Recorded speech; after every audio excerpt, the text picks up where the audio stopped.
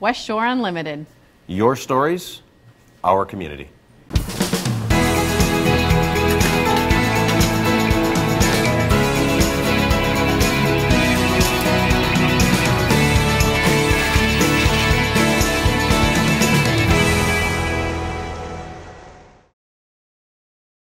Hi, I'm Kiara Kahakawilla. And I'm Jerry St. Cyr. And we're here to bring your stories to life.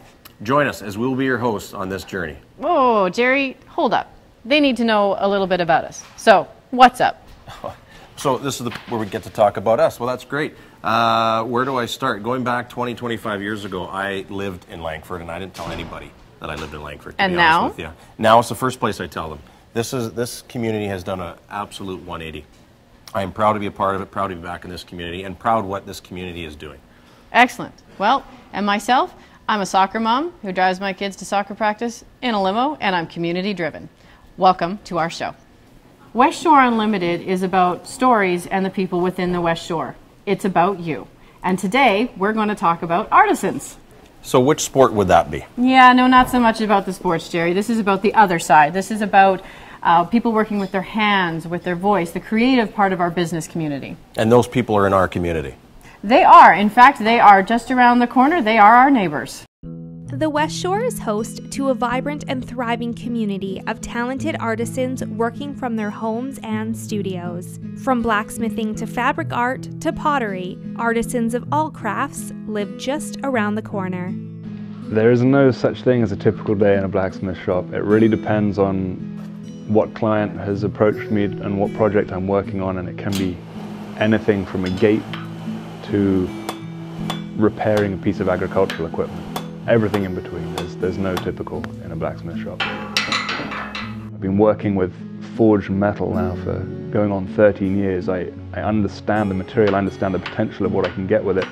I'll take a project through from concept to installation, see the whole thing through myself. I chose the West Shore purely out of chance. I met a nice Canadian lady and things developed as they tend to develop, and now I'm here married, 3 children and a business, and it's a great place to call home. You know, the world looks kind of ugly out there sometimes, so our focus has been on beauty. Actually, I'd been playing around with a book that I picked up that was called No Rules Approach to Fabric Collage, I think, and I had made a fish up, and it was in my sewing room in the house. I didn't have the studio at the time. And a girlfriend came in one day and said, you know what, I'd like to buy that when you're ready to sell it. And I went, oh, you can have it. Like, I was just playing around. We work together in the beginning. That's the collaborating part. And then I'll do a sketch, we'll work up a design, and then the thing that I've been learning over this whole process is just because I can draw a picture of it doesn't mean Kathy can sew it. It's a focus of beauty, and it keeps us in a sense of wonder with the natural world and how beautiful this planet is. That's one thing about Meadow and the West Shore too, is they really support kind of cottage industry. The artistic talent that's out here is just amazing. There was a potter's wheel in the basement of the boarding school that I went to. We used to hang out down there and we used to make pots. And then I moved on to university and I did pots in university, and then I moved from that to getting my own wheel. I got enough nerve up to buy some more wheels and start teaching through my own place and started selling things. So it was a really gradual thing. And it was something I could do as well as having children. First thing I have to do when I come down, and that's when at 7 o'clock or 7 in the morning, I have to make a fire in the stove, because otherwise I have no heat in here. And then I get into a project. So it's either glazing that day, or it's throwing things on the wheel, or it's working on a sculptural piece. My ideas come to me mostly when I'm in the studio. They'll come when I'm actually working, and the work will inspire other things. I feel supported and comforted in some way by the surroundings, in a way that doesn't happen to me when I'm in a very busy, noisy, or ugly place.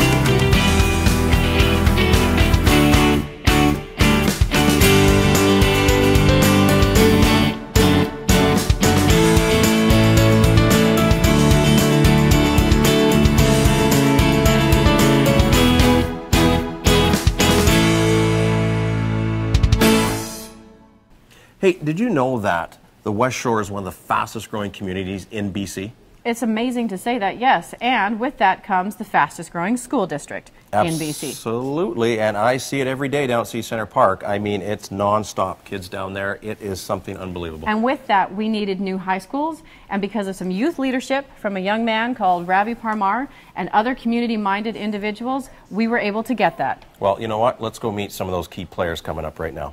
The biggest thing is the ability to come together as a community within the school. That really is the thing that we're missing. We can, pretend that we can create all these things to bring people together, bring staff together, bring students together at different occasions in different ways.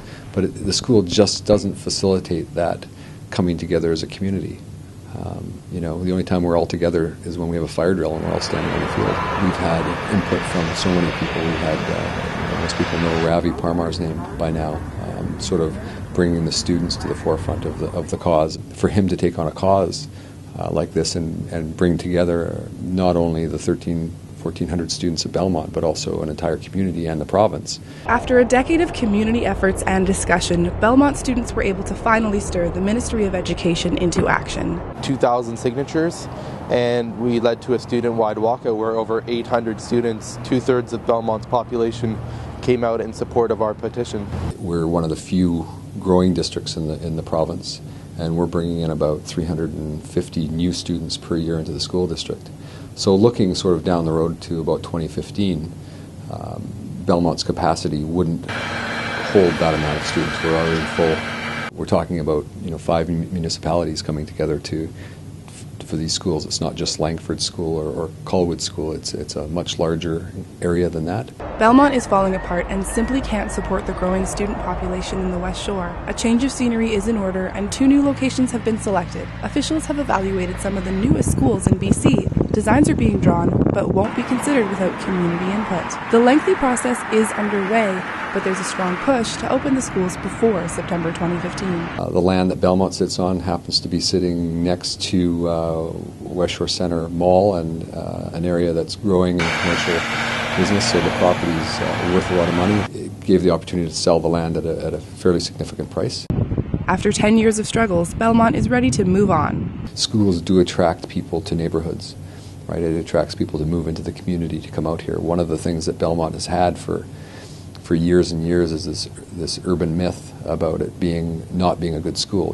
Looking at the school, we're known for our duct tape on the floors, asbestos in the walls, rats in the classrooms, leaky roofs and stuff. And really, I feel some students are ashamed to go to Belmont.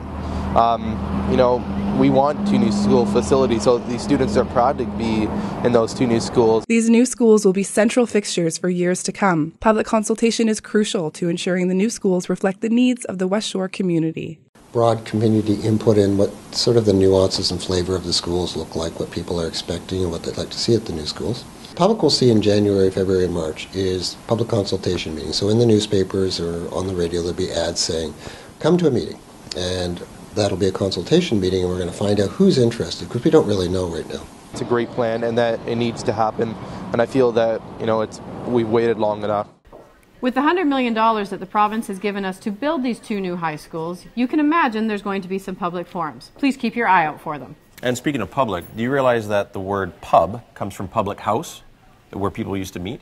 That's fascinating. And one of the pillars of the West Shore is the 6 Mile Pub. Now, there also is some debate that this pub is one of the oldest in the province. Yeah, but speaking of that, this talk is really getting me thirsty, so maybe we should go check out one of those public houses. I agree. Excellent. We'll let you decide on the age of the 6 Mile Pub. In today's busy world, it's sometimes hard to find the time to stay connected with our community. But since the time of horse-drawn carriages, there has been one place that has been bringing people together: the 6 Mile Pub. Both rural and urban pubs were often informal labor exchanges where people could go and find casual laborers for the day. You'll also find that they often acted as informal post offices, and men would have their mail sent to the local saloon and often had the letters read to them because some men were illiterate. The saloons provided all sorts of social interaction and games ranging from pool to pugilistic matches to literary evening to rat-killing competitions. You brought your ratter to the saloon, a ring was set up on the floor, a required number of rats, usually a dozen, were released. The dog was put into the ring, and the dog that could kill 12 rats in the quickest time won the silver collar. So it's obvious that back then a pub such as the 6 Mile was pretty important to the community. Over the years it's changed hands many times, and there's at least one man who feels that the traditional role of the pub should carry on. And so this was it.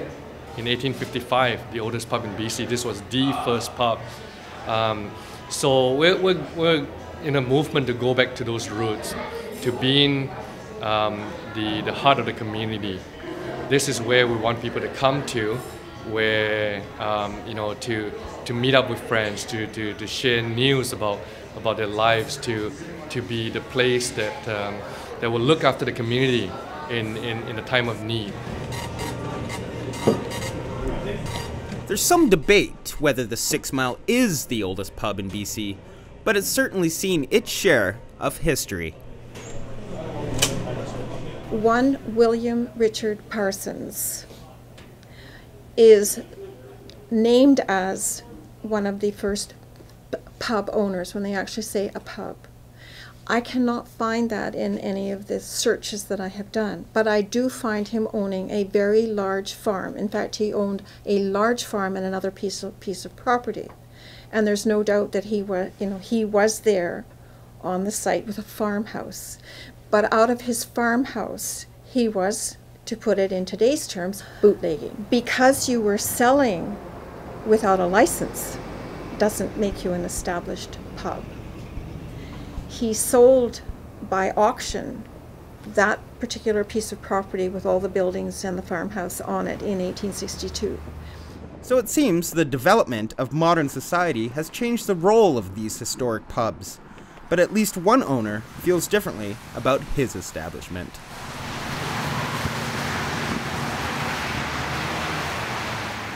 I'm here with CEO of the WestShore Chamber of Commerce, Dan Spinner. Dan, thank you so much for joining us today. Happy to be here, Kara. Well, we're happy to have you here to help us define to the rest of the region, what is the West Shore? Kara, the West Shore is a very dynamic community. It's made up of about 65,000 people. Includes Metchosin, the Highlands, right, Colwood, Langford, and if Souk wants in, Souk as well. That's fantastic, and why wouldn't they want to be a part of us as we are growing? So tell us a little bit about this TV show that we're launching. Well, the West Shore, of course, is a dynamic community. It's innovative, it's creative, it is growing like crazy. The urban centers tell us they're growing 10 to 12% per year. That's phenomenal growth. And there's tremendous people in the West Shore. There's so much diversity, there's so many stories. We wanted to give the community an opportunity to tell its own stories. We don't think that the coverage we get out of Victoria is necessarily as comprehensive or as positive as it could be. And if this show does the right thing, people are going to learn a lot more about the West Shore, whether they live in the West Shore or whether they're from outside. And I understand that as the Chamber is obviously the voice of business, as it is in any other community, but the West Shore Chamber has gone to great lengths to make sure that the community component is tied into the business component. So you see this TV show as continuing with that endeavor? Absolutely, Kara. The West Shore Chamber of Commerce, as you know, put together a new strategic plan and charter about a year ago. And that charter requires the Chamber to not only be the voice of business, but to actually be a community leader, to take responsibility for facilitating and catalyzing the health of the community. The TV show helps this community grow and mature and learn about itself. It's totally consistent with our new charter. So speaking back to the TV show, how are you going to get your stories? It's going to depend on volunteers. We need volunteers who come with story ideas, story tips, who want to be the story, who want to come in and help with the show itself, whether it's in front of or behind the cameras. I've already got a story list of about 20, 25 stories. I don't think it's going to be a problem, but we want the most diverse stories. I like to say we want small stories and large stories. You know, there's stories about the new high schools, that's a large story. But what about a story about someone in a neighborhood we haven't even met before, just as interesting? So we want diversity, we want, of course, good visuals, but mostly we want to show the vibrancy and diversity of the community. So in helping you do that, what are some of the tools that you will employ? Well, of course, we're going to have a brand new website, and this website will be focused on the TV show. We'll stream the shows on the website, and we'll have outtakes on the website. We'll have a blog. We'll have other material that may not make it to the TV show. That's going to be an interactive, open source website. It's really going to have the TV show embedded in it, and we're very excited about that. It launches at the same time as this show. So if I understand you correctly, we have many opportunities for the TV show to make connections not only within the West Shore, but also within the greater area of the Capital Region. Absolutely. There's a continuing growing interest in the West Shore. There's lots of businesses moving here from elsewhere. There's residents moving here. There's people who want to live, work, and play here. And so we want to inform not only ourselves and about our neighbors, but anyone else who wants to learn about the West Shore. Well, I have to say, as being part of the Chamber for the last several years, the initiatives that you've shown, that the board has shown, is one of the fantastic reasons why the West Shore is growing. And I would encourage any of you to come out here, to visit our businesses, to visit our community events, to support us, and I look forward to seeing you soon in the future. You're watching West Shore Unlimited. I'm here with the new mayor of Colwood, Carol Hamilton. Carol, congratulations. You've been in the role a couple of months now. How's it going? How are you feeling? Dan, I'm excited. We've been together now for about not quite 2 months. It's still a little surreal. I pinch myself every now and then, but I'm excited. And you have a pretty good council from the look of it. How are they working together? It's a really strong council with a lot of real great debate on those questions, and we're looking to throw that energy behind some real strategic planning. Now, just a couple of days ago, you and I were at a groundbreaking. Tell our viewers about that. What was it all about? It's the Capital City Center project, which is formerly known as Colwood Corners, and we were there to get the shovel in the ground and get that one underway. It's been a long time coming. I understand it's a mixed-use development with a fair amount of scale on it. Could you give our viewers any more detail? We've got a large component of the commercial, which will bring the home base of London Drugs into the picture, as well as other office use. In fact, the League Assets will be moving their own head office to that location, and a significant component that will bring residential to that site. Well, this is exciting after so many years. I know you have been working on it and other members of council for some time. What does that mean to you for the city of Colwood and the future of Colwood? For me, it brings the hub of our community into play. It's been sort of nothing more than an intersection in the past. So, you know, with that built out there, it will give a destination to Colwood in that end of Colwood. And hopefully more developments to come. Yeah. We still have our Royal Bay one we've got our fingers crossed on. Well, let's say that's going to be next, right? We're hoping. Now, you've previously been a member of the Chamber Board, so you understand who we are, what we're trying to do. This is a launch of our first show for our TV show. How do you feel about that? What do you think is the potential of a West Shore TV show? It's exciting to be the first to open that up. And I'm looking at it as a way and means to strengthen the position of the West Shore neighboring municipalities and regions, so that we can really showcase what we have to offer for all of those people considering bringing their business and their residential options to the West Shore. And of course, we hope to expect to get lots of exciting stories over the coming months and years from the city of Colwood and from its residents and its businesses. And again, thank you, Carol, and congratulations. Thank you, Dan. But I think just being alongside creation. Christine, Alan, fantastic to see you here today. This is the very first TV show, and you're new directors on the Chamber of Commerce's board. Why did you take the time and effort to become a chamber director? Well done. Interesting you asked that. Number of different reasons. I think my first experience with the chamber was at a chamber mixer, and I was really impressed by how inclusive all of the staff were. It was a great opportunity for me to meet some of the smaller and larger businesses on the West Shore. Then as time went on, I've had some dealings with various staff members, yourself included, and I'm just very impressed by the way the Chamber's run, the programs that you have in place, and your direction in the community. You know, living in the West Shore and being involved in the business community and hearing what the Chamber was up to, I thought it was a great opportunity to get involved and help other businesses, help my business, to share across the community what we were doing across the business community, to help one another grow, because there's some phenomenal growth going on the West Shore, and it just drew me as something that would be, you know, a lot of fun to get involved with as well. Now, tell us each about your involvement in the West Shore. You know, what your business work is and what you think of the West Shore. I love the West Shore. I have moved out to the West Shore for work in the last couple of years. I work downtown, and the difference in the community is quite phenomenal. Great pace, great people out there. I work for the Goldstream Gazette. That's my job on the West Shore. So I am involved with a lot of small businesses, larger businesses, a lot of contacts. I love the community and just the growth and the direction that the West Shore is going in. When we first moved to the Victoria area from the mainland, about 6 years ago, my wife Angie and I and our 4 kids, we looked around all of the communities in the greater Victoria area, and it was a matter of touring and seeing what everybody liked the most. And at the end of the day, the family had a vote, and we voted on the West Shore. So that's where we live, and our business is based there as well.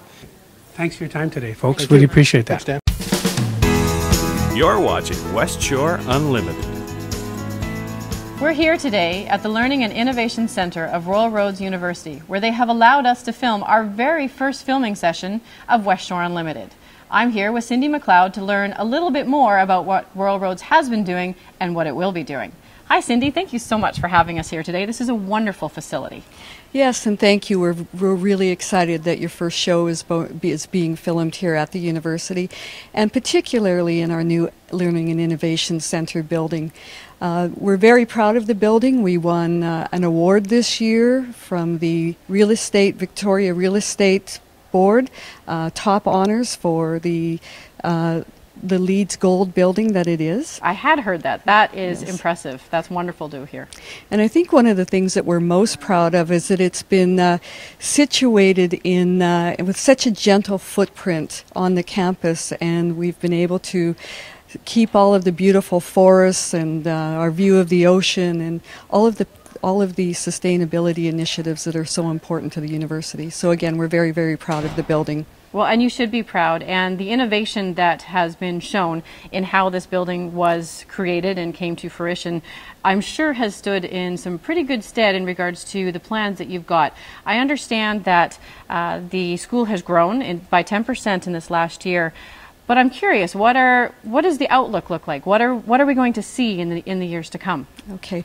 First of all, I think that we're all excited about being able to use this building more, and the special spaces that have been created for students with 33 breakout rooms in this new building, and the state-of-the-art Center on Dialogue. So having this building is allowing us to grow our enrollment at the university, and we're going to be doing that in a variety of ways. Well, with those type of numbers, the economic development that we will see in the West Shore, I can imagine, would be staggering. Not only that, but you've also got the cultural integration from these students coming from all over the world here in our budgeting West Shore communities. I've got to say, as someone who has grown up here and who has worked in this community for a long time, that is absolutely wonderful news to hear, because the economic development that it'll spur, as I said, the cultural diversity that it will bring, not only here to this campus, but also to our 2 new high schools that we're building,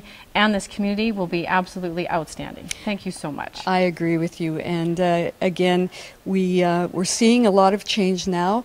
As you mentioned earlier, we've grown 10% this year, but our plan over the next 5 years is to grow 50%. So that's going to drive the university to look at campus expansion, which again will be very, very positive for the West Shore.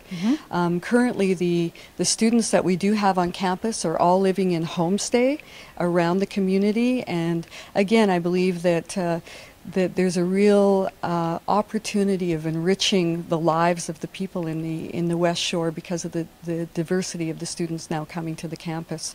Well, that is an impressive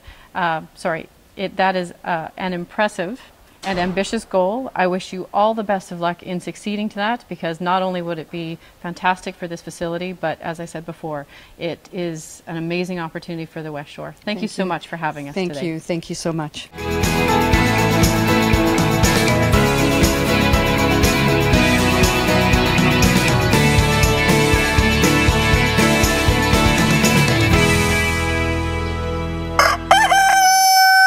Still Meadow Farm is one of the many unique features on the West Shore. Still Meadow is home to sheep, pigs, chickens, and horses, as well as wheat, barley, oats, and holly trees.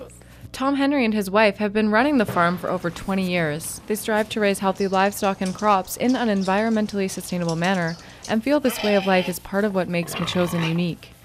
The strong support of island residents allows Still Meadow to thrive. Metchosin is mostly wilderness and bush more than farming. Farming is definitely part of how Metchosinites think of themselves.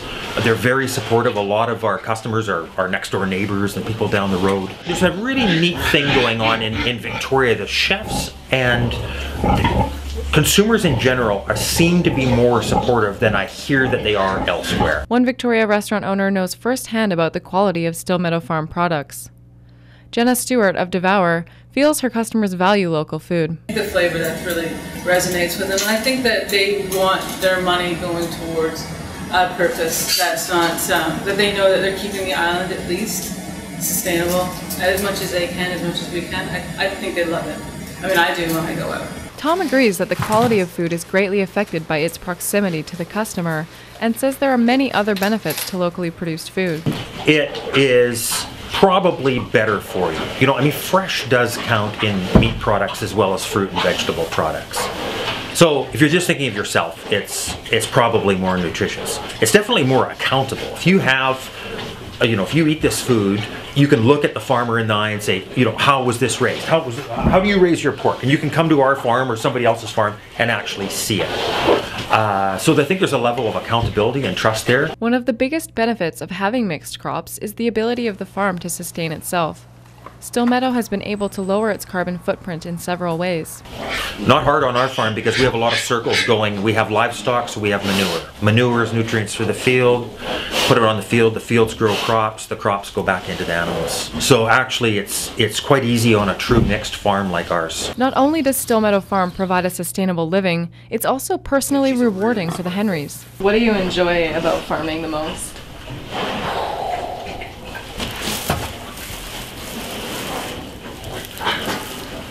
These guys right here. Seriously, I mean, they're really cute. I'm going to put her down before Mom gets mad. But I think just being alongside creation. There's so much growth, so many things born and sprouting on the farm. I think just being beside the creative process of nature is a great honor. That's what we really like. So that last story about the piglets, that was great. That was so I have something for you and I to remember that story by. Your very own piglet. That's great. My daughter's going to love that. Oh, my boys will love this. So speaking of stories, we need your help. We need stories and we need volunteers to help us make this your show. Please contact the Chamber if you have some skills that you'd like to volunteer and some stories you'd like us to report on. So that's it. We're done. That's it. We made it. We're done. That's a wrap. We made it. All right, guys. We're going to see you next time.